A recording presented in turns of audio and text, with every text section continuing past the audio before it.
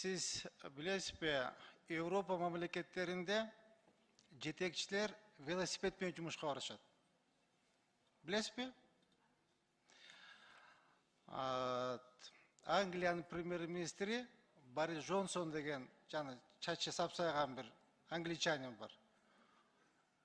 Жұмысқа велосипедменен барып, велосипедменен келеді. А зачем нашим чиновникам госохрана?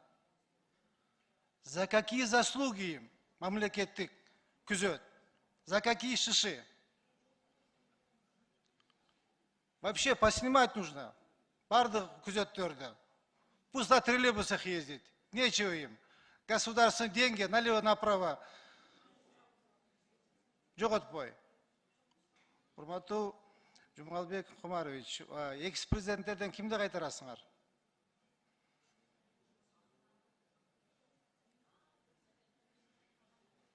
Жақсы болып айтады. Роза Исаковна, Сооронбай Шариповичті. Ну, тем более. Сооронбай Шариповичті не қыласың қайтарып? За какие заслуги его охранять?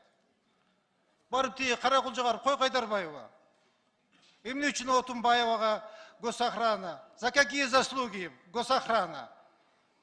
Мамлекетті ақша іздеп жүрсек, бюджет толбай атса, қарызға батып отсақ, керегі жоқ Аллады охранать етіп.